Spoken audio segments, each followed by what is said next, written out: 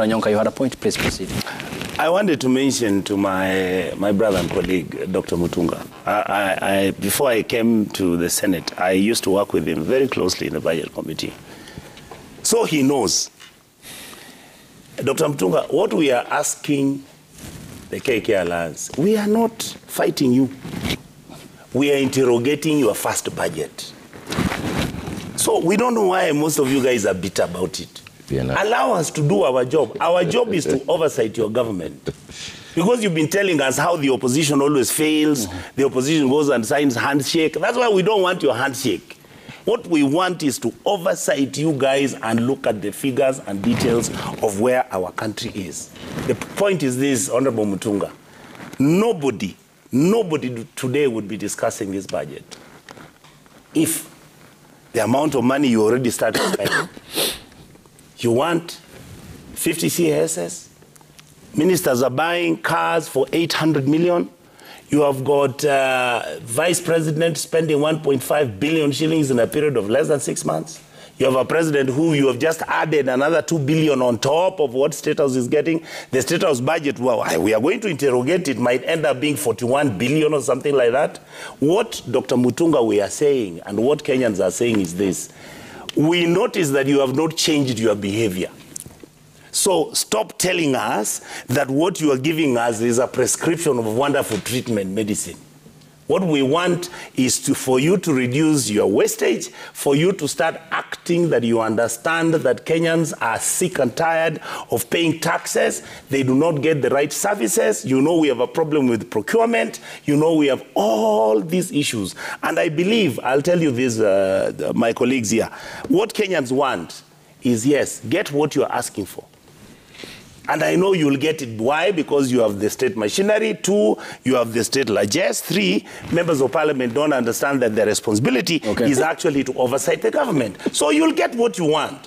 What we are saying is this. We will be interrogating you and we will be looking at how you spend this money with a tooth comb. That's okay. And just wait. Okay, you love I don't know why he's feeling uncomfortable with me saying that. We are going to look at how many trips you make. We will be looking at how many times the president travels. And you see all these trips you have made and how he's been going around the world. We are going to monitor and see what he has brought. How many bilateral agreements have come in? How much money have you brought from FAO, where you have an interest? How much money is going to the ASAL regions? How much money is going to poverty eradication? If you are going to start dealing with mega projects, we will interrogate them and we'll tell Kenyans these were projects brought here to steal money because Kenyan leadership steals your money from big projects. Thank you. Senator, I'll give you the time to respond. Senator, you said you'll interrogate, you will check over the excesses of the executive, you will seek accountability.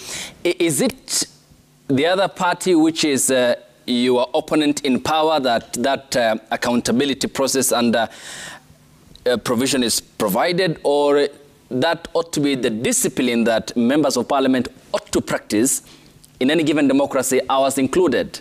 Leaders in Kenya and in Africa per se don't care whether there's democracy or whether there's dignity in leadership or whether we are going to have leadership that is based on integrity.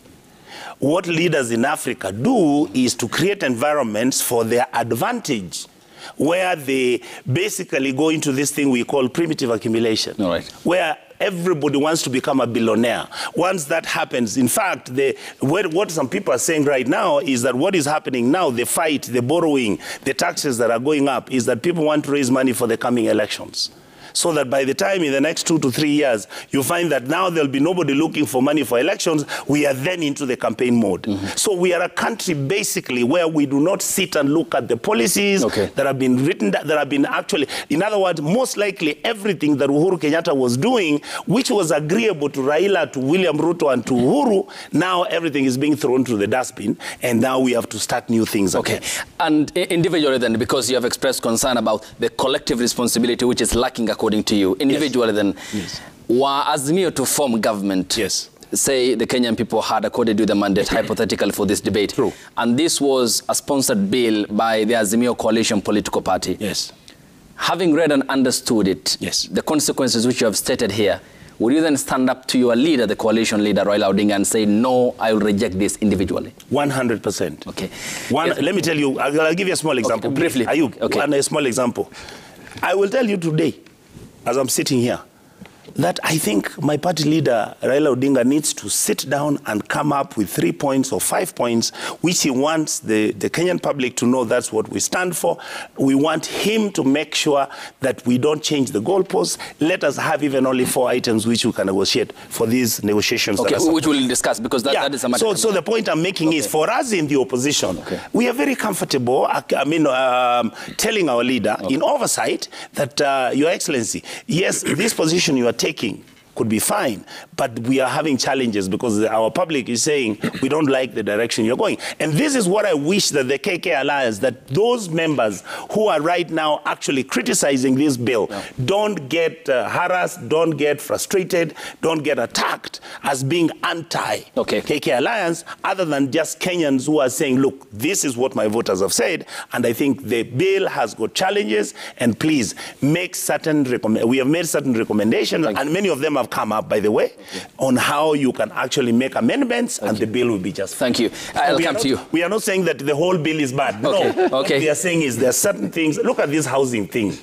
Surely. Why force me to buy a house? I have already, I want to say this, please forgive me. It's not about me as Richard Onyonka. Very many teachers went to their circles many years ago. They're struggling with their debts, with their apartments they have bought. Some of them in the rural areas they have bought. They have taken loans and everything. Why is the president not able to say, those who may want a house will allow you, please give us your 3%. Those who do not want, you don't have to pay. Okay.